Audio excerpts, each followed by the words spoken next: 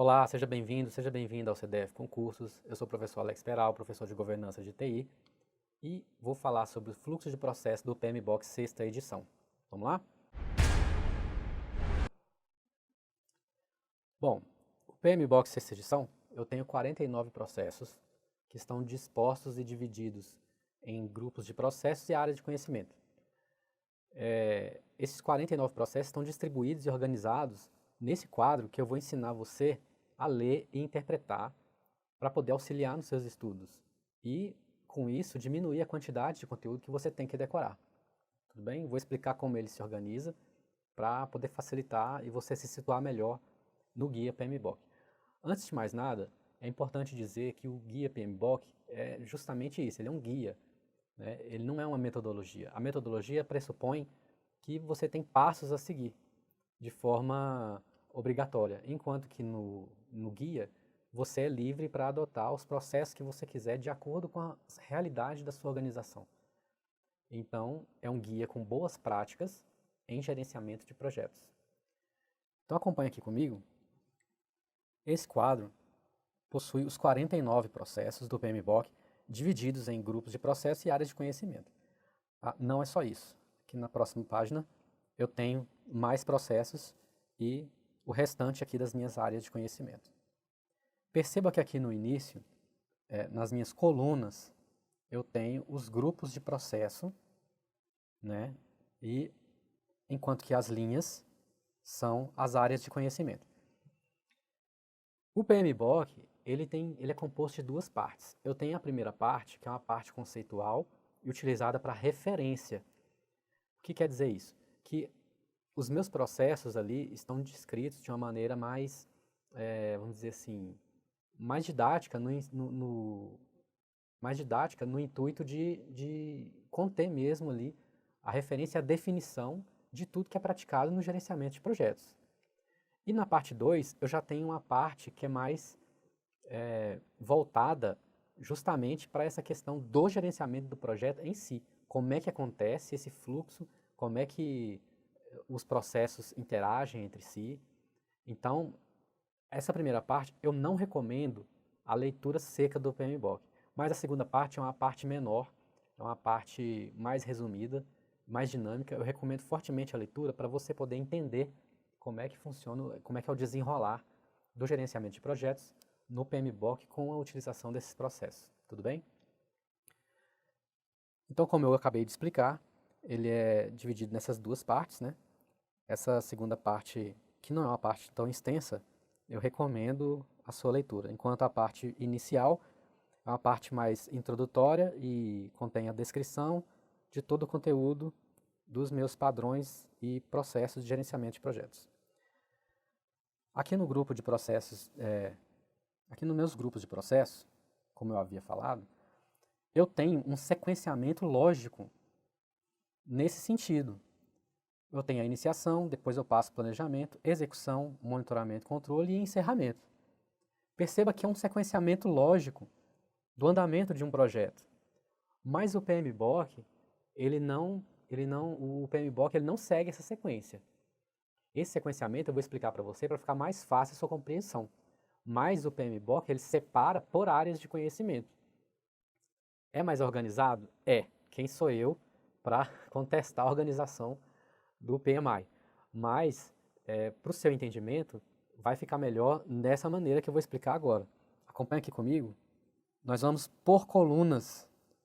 Grupo de iniciação, depois o planejamento, a execução, o monitoramento e controle e o encerramento. Como eu havia explicado, o PMBOK, ele faz... Vou apagar um pouquinho aqui para ficar mais simples. Vai ficar mais claro aqui para você entender. O PMBOK não. O PMBOK explica por área de conhecimento. Ele começa no capítulo 4 aqui. Já vou explicar por quê. Então ele segue esse sequenciamento no decorrer do guia. Então capítulo 4, capítulo 5, que é o escopo, capítulo 6, que é o cronograma. Por que que ele inicia no capítulo 4? Porque antes, no PMBOK, eu tenho o primeiro capítulo, que é introdutório, o segundo capítulo, que trata do ambiente, do gerenciamento de projetos, né? O ambiente que está inserido, e o capítulo 3, que fala do gerente de projetos e suas competências, habilidades, enfim. Por isso que ele entende que a área de conhecimento ele trata como um capítulo, então por isso que ele inicia no capítulo 4. Mas aqui vai ficar fácil para você entender o seguinte, eu inicio no capítulo 4, tudo bem? O meu primeiro processo, que é desenvolver o termo de abertura do projeto, ele pertence à área de conhecimento de integração, que é o 4, e o ponto 1 quer dizer que é o primeiro processo. Já o desenvolver o plano de gerenciamento de projeto já é o 4.2, ou seja, é o capítulo 4, que é o gerenciamento da integração, e o ponto 2, que é o segundo processo, e assim sucessivamente. O que acontece? E isso já foi questão de prova. Qual é a área de conhecimento que possui processos dentro de todos os grupos de processos do PMBOK? O único é a integração. Ele tem pelo menos um processo em cada grupo de processo. Ele tem na iniciação, no planejamento, execução, monitoramento, controle e no encerramento. Isso já foi cobrado em prova. Isso mede conhecimento de alguém? Não. Mas é bom você saber. Outra coisa que é importante saber é que a integração, o próprio nome já diz, ela faz isso mesmo, ela integra. Todos os processos da integração, eles têm a intenção de integrar e unir os demais processos. Perceba, o primeiro processo, que é desenvolver o termo de abertura, ele tem a função de justamente isso, de iniciar o projeto. Já desenvolver o plano de gerenciamento de projeto. Esse documento é o documento principal do gerenciamento de projeto, porque nele eu vou ter todos os planos, plano de comunicação, gerenciamento de partes interessadas, custos, cronograma, recursos, todos os outros planos vão estar inseridos nesse plano de gerenciamento de projeto. Por isso que ele é o documento mais importante. No processo de execução, eu tenho orientar e gerenciar o trabalho do projeto e gerenciar o conhecimento do projeto. Orientar e gerenciar o trabalho do projeto é justamente isso. Ele vai verificar todo o trabalho que está sendo feito na execução do projeto. Tá? Então, ele é o processo mais abrangente ali na parte de execução. Enquanto que gerenciar o conhecimento do projeto é um processo novo. O que ele vai fazer aqui? Ele vai guardar os conhecimentos e as lições aprendidas que estão sendo acumulados ali no decorrer do projeto. Tudo bem? Já no grupo de processo de monitoramento e controle, eu tenho justamente isso, monitorar e controlar o trabalho do projeto. E tenho também realizar o controle integrado de mudanças. No grupo de processo de encerramento, eu tenho encerrar o projeto ou fase. Percebeu que são todos processos relacionados, são todos processos macro, são processos que têm a função de unir os demais.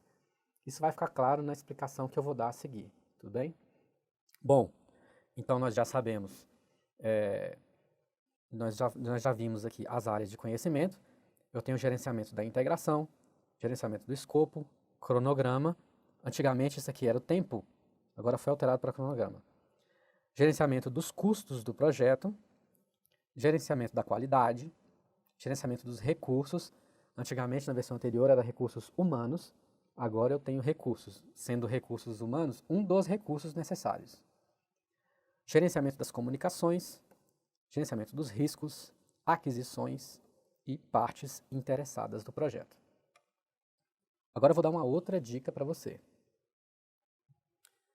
Para ficar fácil o seu entendimento, lembra do seguinte, eu disse que vamos estudar pelos grupos de processo para a gente ter aquela ideia de sequência lógica a ser seguida no projeto.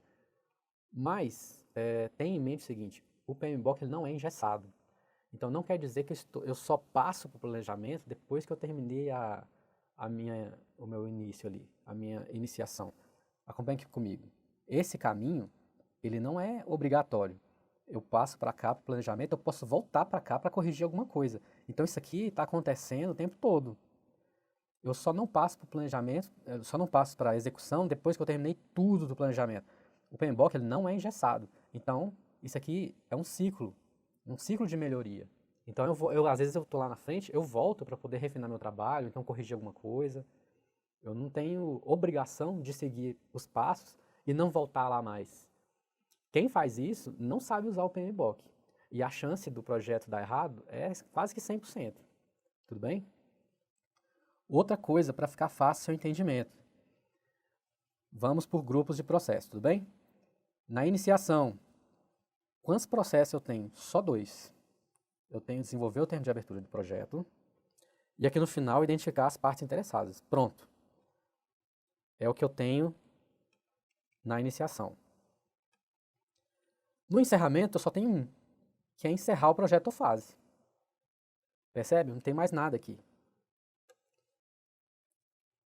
Então, aonde que eu tenho que me concentrar mais? Esses 3. Aqui eu tenho a maior quantidade de processos. Inclusive, o planejamento é o que eu tenho mais processos de todos. E para ficar mais fácil ainda, você vai perceber o seguinte: a maioria dos processos de planejamento é planejar alguma coisa. Todos os meus processos ali, com exceção de alguns, eles têm a palavra planejar. E mesmo os que não têm, eles dão uma ideia de planejamento. Isso facilita demais porque algumas questões de prova abordam essa questão. Eles falam que um processo é de tal grupo de processo ou de tal área de conhecimento e isso você precisa saber. Então, mesmo que você não tenha decorado, existe sim uma certa lógica nesses processos. Então, fica mais fácil de acertar a questão. Acompanhe aqui comigo. Aqui no meu grupo de processo de planejamento, eu tenho que desenvolver o meu plano de gerenciamento de projeto, tudo bem? Depois disso, eu vou o quê? Planejar gerenciamento do escopo. Planejar gerenciamento de cronograma. Planejar gerenciamento de custo. Então, todos eles vão ter planejar. Planejar qualidade, recursos, comunicações, riscos, aquisições, engajamento das partes interessadas. Voltando, com relação ao que é o escopo, aqui eu estou dizendo que eu vou gerenciar, vou planejar o gerenciamento do escopo, mas eu preciso coletar requisitos, definir o escopo e criar EAP. Escopo nada mais é aquilo que eu pretendo fazer, é o meu objetivo. Então, quando eu falo de escopo, eu estou falando em definição, eu estou querendo planejar aquilo que eu quero entregar. Ou seja, o meu objetivo final ele precisa ser planejado, mensurado, e eu preciso de planejamento para isso. Portanto, preciso o quê? Coletar requisitos, que é o que eu tenho que fazer, né? São as características desejadas para o meu produto, serviço ou resultado final. Eu tenho aqui a definição do escopo e a criação da EAP, que é a minha estrutura analítica do projeto. O que é a EAP? Vou pegar as minhas atividades ali do projeto e vou quebrando elas até o nível mínimo de pacote de trabalho. Então é como se fosse uma hierarquia mesmo de trabalho a ser feito. Então, até chegar o menor, até chegar aquele meu pacote de trabalho onde eu não consigo decompor mais. Então, para aquele pacotezinho ali de trabalho, eu consigo fazer a mensuração de tempo, custo, recurso que eu vou utilizar. Tudo bem? Nós vamos falar bastante sobre EAP, porque cai muito em questões de prova. Então, seguindo adiante, dentro da minha área de conhecimento aqui do cronograma, eu vou definir as minhas atividades, vou sequenciar as atividades, eu vou estimar a duração das atividades, enfim, tudo isso é planejamento. Então eu já te dei mais ou menos um norte de como é que funciona o PMBOK nessa questão. Agora eu vou explicar para você como é que se desenrola o fluxo disso tudo. Mas guarde esse macete. Quando eu tenho aqui um planejamento, eu vou fazer o quê? Planejar. Quando eu tenho uma execução, eu tenho ali processos com ideia de ação de execução. Por exemplo, eu vou orientar o meu trabalho, vou gerenciar o conhecimento, olha só, vou gerenciar a qualidade, tem muito gerenciar a comunicação, gerenciar o engajamento das partes interessadas. Já para o monitoramento e controle, sempre que aparecer monitorar e controlar, é certeza de ser do grupo de processo de monitoramento e controle. Então, acompanha aqui comigo.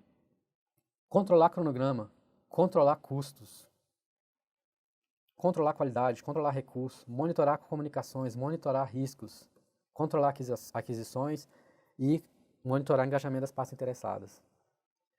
Fica mais fácil, né, o entendimento. Agora eu vou explicar para você como é que todos esses processos aqui conversam entre si. Acompanha aqui comigo.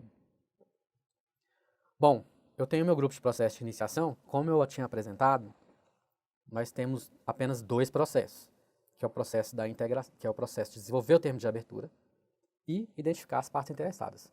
O termo de abertura, também chamado de TAP, é onde o gerente de projeto recebe autorização e fica formalizado que ele é o gerente daquele projeto. Ele tem autoridade sobre aquele projeto. A partir da assinatura, isso aí é um documento, tá? É um documento sucinto, de 3 páginas, não é? Tem diversos modelos na internet. Ele contém informações macro do que eu quero para o meu projeto. E, além dele dar autoridade ali para o gerente de projeto, ele autoriza ele já a utilizar recursos e empregar recursos no projeto. Ou seja, a partir dali o projeto está autorizado. Tudo bem? Já em identificar as partes interessadas, é também um processo muito importante que eu vou identificar aquelas pessoas, né, ou grupos ou organizações que influenciam o meu projeto, tanto de maneira positiva quanto de maneira negativa. Eu tenho partes interessadas que são contrárias ao projeto. Eu tenho que ter isso em mente. E eu preciso saber qual é o nível de influência e a forma, inclusive, de comunicação mesmo. Nesse processo, eu identifico informações relevantes sobre as minhas partes interessadas. Então, isso vai servir de entrada para vários processos que vêm a seguir. Agora eu vou entrar no parte de planejamento, onde nós temos a maior quantidade de processos. Queria te dizer que para não se preocupar muito com essa questão de entradas e saídas, porque as bancas ainda não estão explorando muito essa questão. Até porque é um conteúdo muito extenso, né? Você já saber 49 processos e divididos em 5 grupos de processos e 10 áreas de conhecimento, e ainda saber todas as entradas, ferramentas, técnicas e saídas é humanamente impossível. E isso também não mede conhecimento, ao meu ver. Tudo bem? Então vamos nos concentrar somente naquilo que é necessário e para o nosso entendimento aqui para as provas de concurso. Bom, no meu planejamento, como eu havia explicado, a parte do escopo é uma das partes principais para o meu desenrolar do meu projeto, porque é o escopo que vai me dizer o que eu tenho que fazer, o que eu vou planejar, o que eu quero entregar, seja o meu produto, serviço ou resultado final. Então tudo que for relacionado a escopo, eu vou planejar agora e depois eu vou apenas executar e controlar ele. Então acompanha aqui comigo. Eu vou planejar o gerenciamento do escopo do projeto. Ou seja, como é que eu vou mensurar, como é que eu vou... O planejamento, ele nada mais é do que uma regra do jogo. Eu vou definir num documento como que eu vou abordar essa questão do escopo. Depois eu vou coletar os meus requisitos, definir o escopo e criar a EAP. Percebe essas setinhas aqui com duplo sentido? Isso quer dizer que os processos conversam entre si. Eu tenho troca de informação entre eles o tempo todo. Eu não preciso terminar um para depois fazer o outro. É igual eu expliquei, quem fizer isso pode comprometer o projeto. O gerenciamento de projeto ele é todo vivo. Então, os documentos eles vão se retroalimentando o tempo todo. Tá? Além dessas setinhas, eu também comunico esse com esse com esse de cá. É porque eu não coloquei porque realmente não ia caber. Mas está representado aqui que esses processos eles conversam entre si. A questão da EAP, eu tenho também aqui, não está representado, é o dicionário da EAP. A minha EAP, eu expliquei anteriormente que é a decomposição dos pacotes de trabalho em pacotes de trabalho menor, né, pacotes de trabalho menores e melhor gerenciáveis. A partir deles eu consigo mensurar a questão de tempo, custo e recursos. O meu dicionário da EAP nada mais é do que eu pegar esse pacotinho de trabalho que eu decompus e explicar num documento à parte o que é e o que ele faz. Então é como se fosse um dicionário mesmo. Aquele pacote de trabalho ele faz isso. Então eu vou listando ali os meus pacotes de trabalho e dando a correta descrição deles. De modo que, depois de definir o escopo, o que eu tenho? Eu tenho a minha especificação do escopo. Antigamente, isso aqui era chamado de declaração do escopo. Mas agora é especificação do escopo. A especificação do escopo mais a minha EAP mais o meu dicionário da EAP, eu tenho a linha de base do escopo. Isso aí cai em prova, tá? Então guarde isso. A minha linha de base do escopo, ela é composta pela especificação do escopo, que é o que eu tenho que fazer, a minha EAP, a minha decomposição das atividades, e o dicionário da EAP, que é a descrição das minhas atividades. Tudo bem? Então vamos seguir adiante. Vou apagar um pouquinho aqui.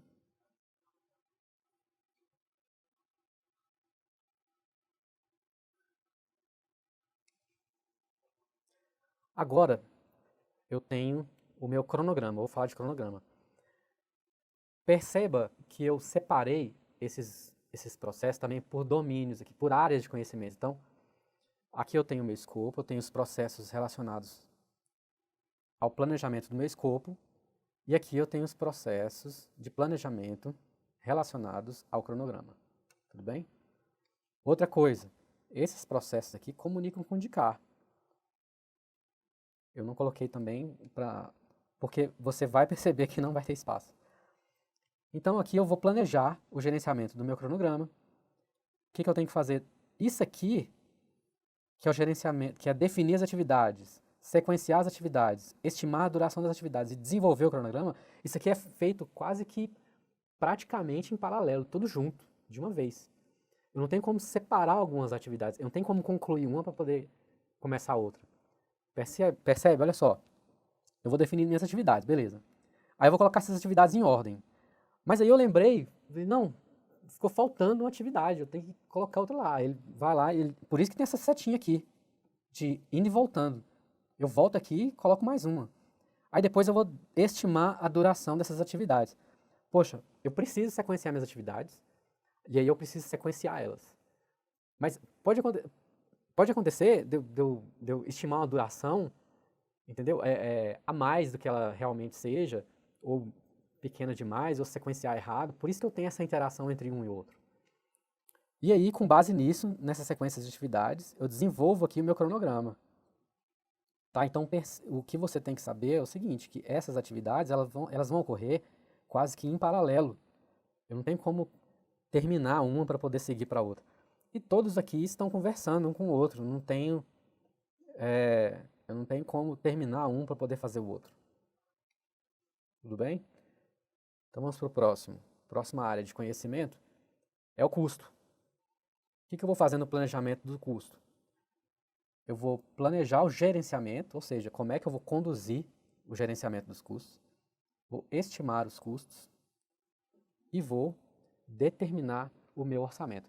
Lembrando que essa parte de determinar o orçamento, ele me dá a linha de base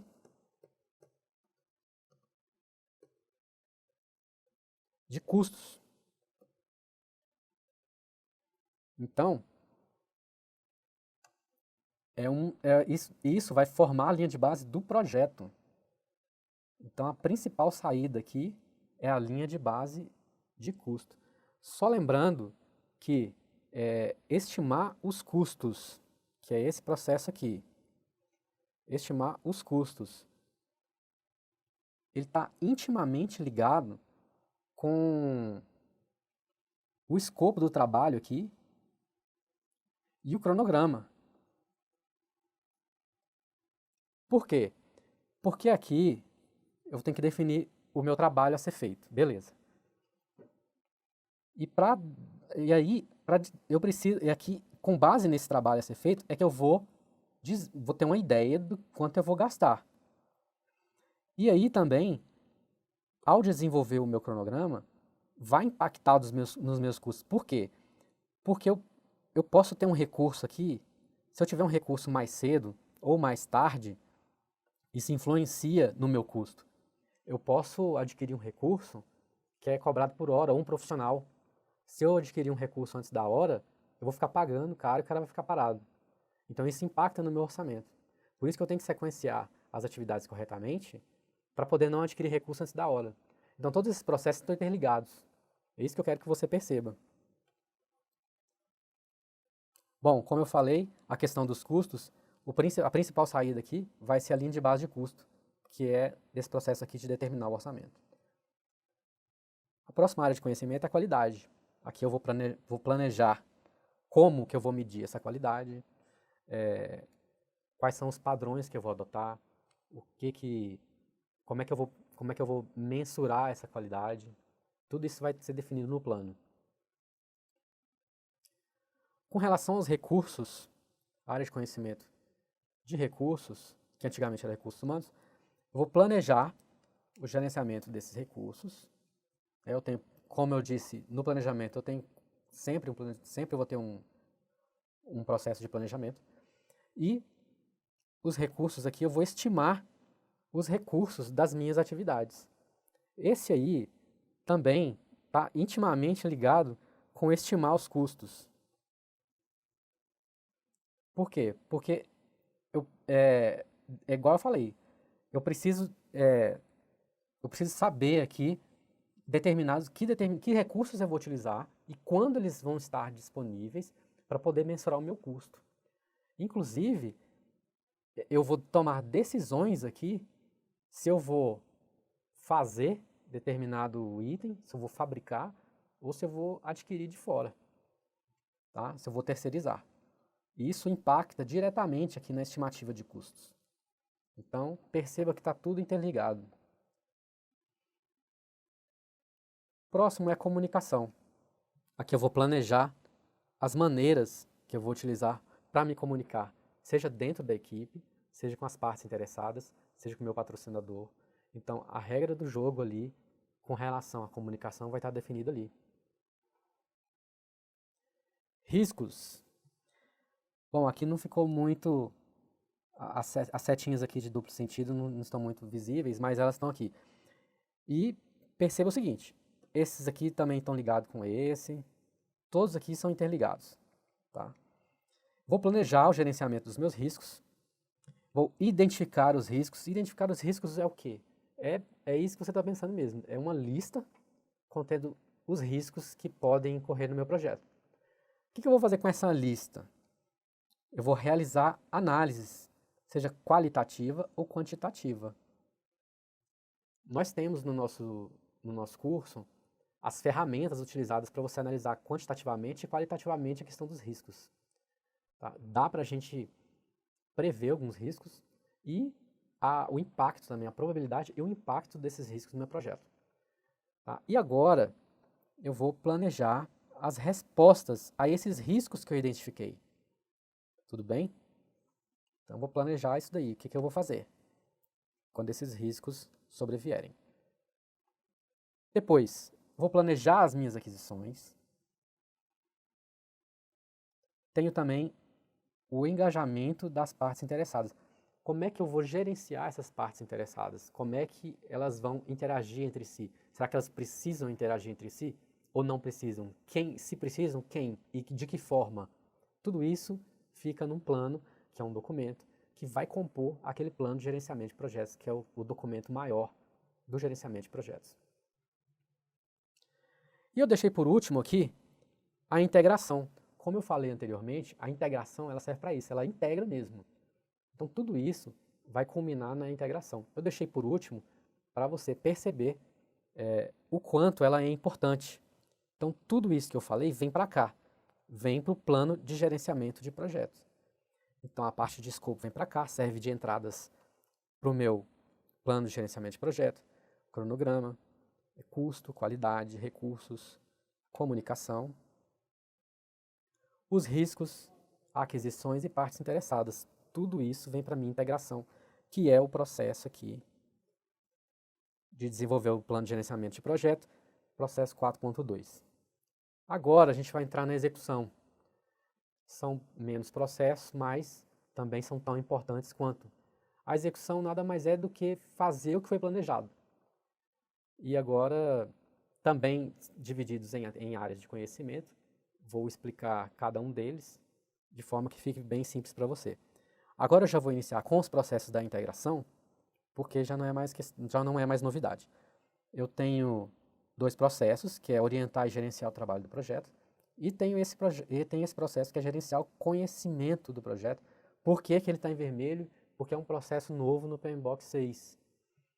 Gerenciar o conhecimento do projeto é onde eu vou abrigar as minhas informações, vou concentrar as lições aprendidas, tudo que está ocorrendo ali no projeto, sejam lições aprendidas tanto boas quanto ruins, as boas para eu aplicar novamente, as ruins para eu evitar nos próximos projetos.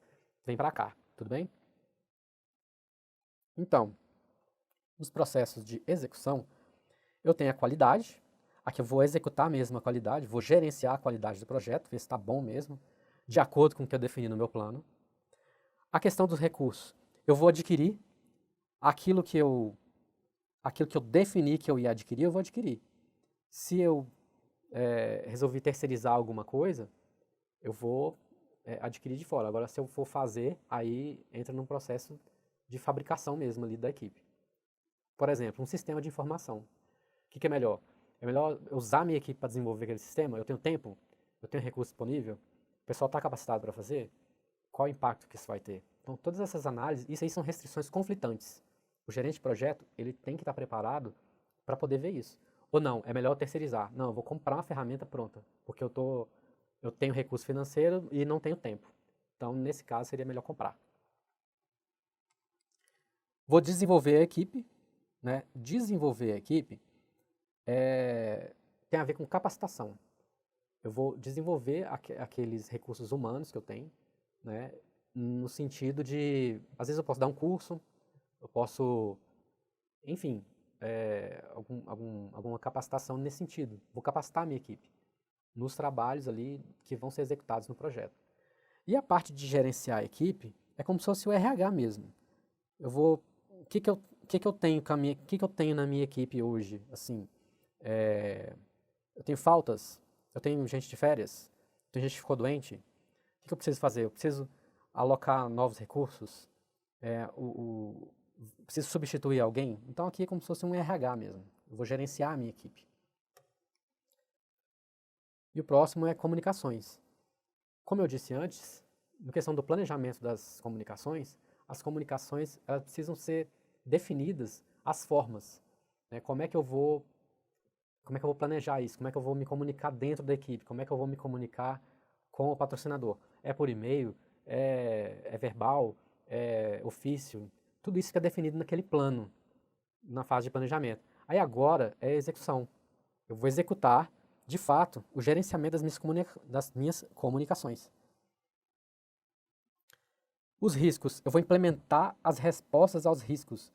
O que eu defini no meu plano de riscos, das respostas aos riscos, né, eu vou executar. O risco aconteceu, aí eu vou executar o que ficou definido. É isso. As aquisições, eu vou conduzi-las, né, aquelas aquisições do meu projeto. O que eu decidi comprar aqui, eu vou realizar essas compras, né?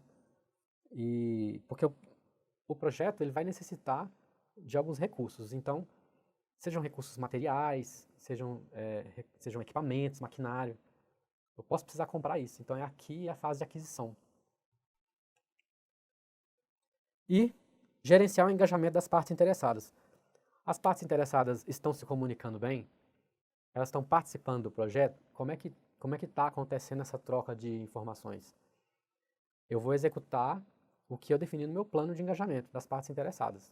Aqui é a fase de execução. O que eu defini lá, eu vou executar aqui, com relação às minhas partes interessadas. Perceba mais uma vez, eu tenho aqui as setas de duplo sentido, em que os processos, eles se comunicam e se retroalimentam. Tudo bem? Bom, agora nós vamos falar sobre o monitoramento e controle. Mais uma vez, nós temos como que o ponto central os processos de integração, que são monitorar e controlar o trabalho do projeto e realizar o controle integrado de mudanças. Perceba o seguinte, esses processos vão concentrar a questão das solicitações de mudanças e sugerir as mudanças nos processos das outras áreas de conhecimento. Por exemplo, aqui no escopo, o que eu vou realizar aqui no validar o escopo? Validar o escopo é justamente validar o meu trabalho. Eu planejei. Aí eu executei um pacote de trabalho. Aqui em validar o escopo, eu vou validar se aquilo que foi planejado e executado é o que o cliente quer realmente. Se foi, beleza. Aquele pacote de trabalho está aprovado. Se não foi, ele volta para correções e melhoria. Controlar o escopo já é um processo relacionado a controlar mesmo ali se meu escopo está seguindo corretamente o que foi definido. Porque se meu projeto não estiver de acordo com o que foi definido, o processo de monitoramento e controle, ele sugere as mudanças necessárias para poder trazer o projeto de novo para o rumo certo. Por isso que eu tenho esse processo de monitoramento e controle. Então, com relação ao escopo, eu tenho esses dois, que é validar o escopo e controlar o escopo. O cronograma, eu vou fazer a mesma coisa, eu vou controlar o cronograma para ver se eu estou dentro do tempo que ficou definido no planejamento. Se não está de acordo, o que eu posso fazer? Eu tenho diversas ferramentas e técnicas. Eu posso usar paralelismo, eu posso, que é realizar tarefas em paralelo, ou eu posso adquirir mais recursos. Por exemplo, um cara constrói uma parede em um dia, mas dois constrói em metade de um dia. Então eu tenho que fazer essas contas aí, com relação ao cronograma, para poder suprir a minha questão de prazo do projeto. A questão dos custos é a mesma coisa. Eu tenho uma linha de base de custo e eu preciso ficar nessa linha de base. Eu não posso me desviar. Por isso que o monitoramento e controle ele vai verificar a questão dos custos, ver se eu estou acima ou abaixo do orçamento. Então, eu tenho ali diversas técnicas para poder fazer essas verificações e o monitoramento e controle serve para isso, para eu verificar minha linha de base, se eu estou acima ou abaixo.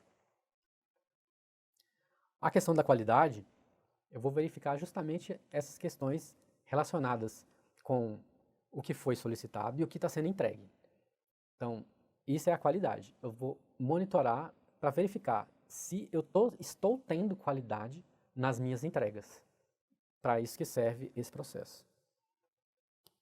E a questão dos recursos, né? Por que está em vermelho? Porque é uma novidade no PMBOK sexta edição. Controlar os meus recursos, eu vou verificar se aqueles recursos que foram empregados no projeto, se eles estão de acordo, se eles estão respondendo como esperado, se eles foram entregues na data certa, se eles não estão produzindo como esperado, qual é a mudança que eu vou realizar? Eu vou substituir? Eu vou capacitar o meu recurso? O que eu vou fazer? Enfim, esse processo de monitoramento e controle vai verificar se o meu recurso está cumprindo o que ele deveria. Se ele está acima, abaixo, a gente vai apontar as mudanças necessárias. Monitorar as comunicações. Eu preciso saber se o que eu planejei lá com relação às comunicações foi executado e está sendo executado bem. Por quê? Se eu definir um método de comunicação entre o gerente de projetos, por exemplo, e uma parte interessada, que seja o patrocinador, por exemplo, está fluindo essa comunicação? Está boa? Está ok? O método definido está respondendo? Ou não? Eu preciso mudar. Por exemplo, não, está muito burocrático. Não, está muito formal. Eu preciso de um negócio mais dinâmico e mais rápido ali para o meu projeto. Então, o monitoramento e controle vai fazer isso. Ele vai olhar para ver se o desempenho ali está ok. E com relação aos riscos, eu vou monitorar os meus riscos. Lembrando que risco, ele não é uma situação negativa sempre. O risco ele pode ser positivo e negativo. Se ele for positivo, ele é considerado uma oportunidade. Se ele for negativo, ele é uma ameaça.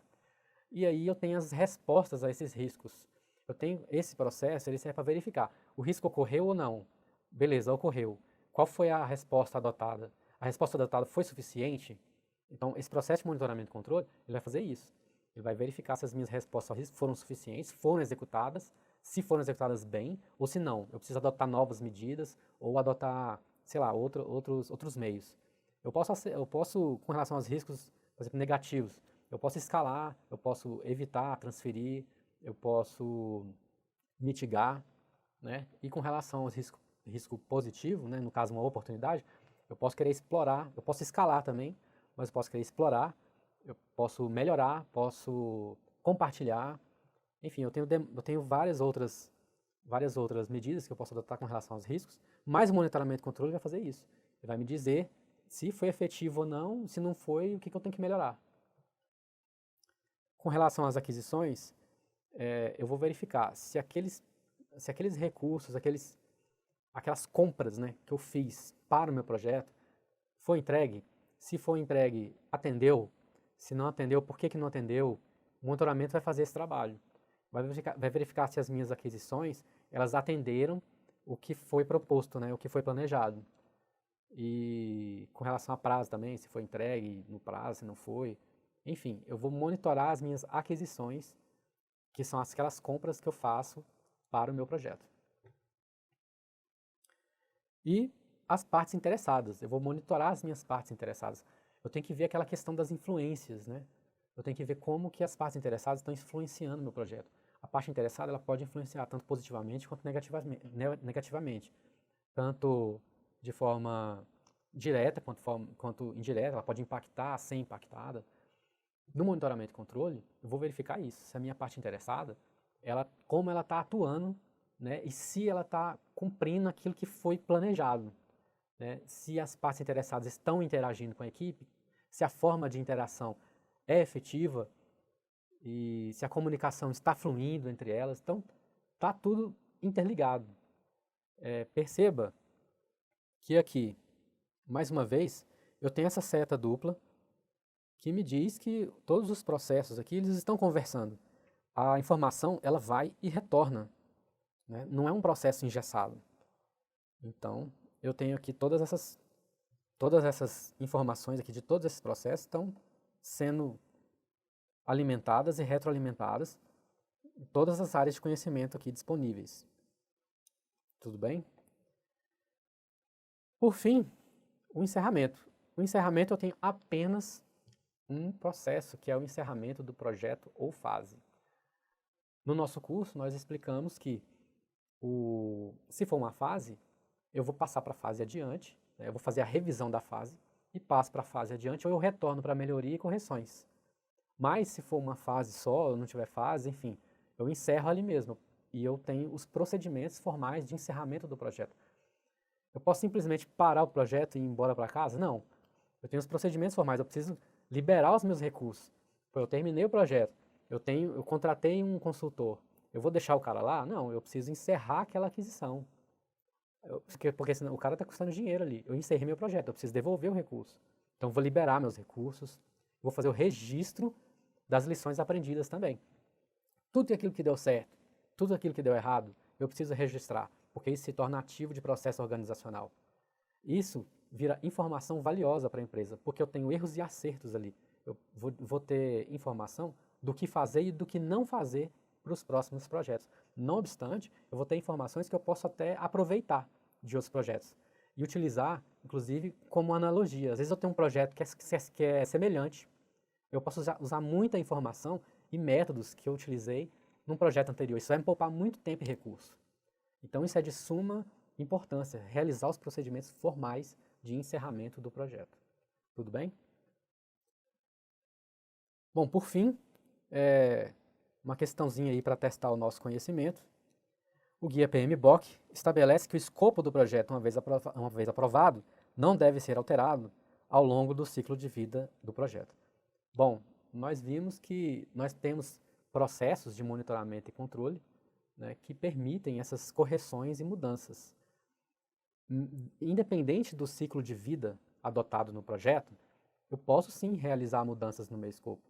Eu tenho um ciclo de vida adaptativo, que o escopo muda o tempo todo. A cada iteração o escopo é alterado, até eu ir refinando e chegar no meu produto final, que é o que o meu cliente deseja. Então, meu ciclo adaptativo eu tenho isso. Já no ciclo de vida preditivo, onde eu tenho mais certeza e mais requisitos sobre o meu produto final, eu já tenho um escopo melhor definido. Mas não quer dizer que eu não possa alterá-lo. Eu posso alterá-lo mediante procedimentos formais, que partem justamente do grupo de processo de monitoramento e controle. Tudo bem? Então, essa assertiva está incorreta, porque o escopo ele pode, sim, ser alterado, né, através de procedimentos formais. E o PMBOK não é um modelo rígido a ser seguido. Foi o que eu expliquei. Quem utiliza o PMBOK dessa forma, em que eu só posso executar uma próxima atividade se eu terminei a primeira, está utilizando de forma incorreta. O projeto certamente vai entrar em colapso. Eu tenho todos os meus processos ali, conversam entre si, muitos fornecem entradas para outros e saída para outros, mas o processo ali é vivo. Então eu tenho constantemente que realizar alterações, melhorias nos meus processos anteriores, sem a necessidade dessa rigidez, de passar por fases pré-definidas, tudo bem? Bom, eu espero que você tenha gostado, eu agradeço muito a companhia e a paciência de vocês, nos vemos nos próximos vídeos, um abraço, muito obrigado, bons estudos!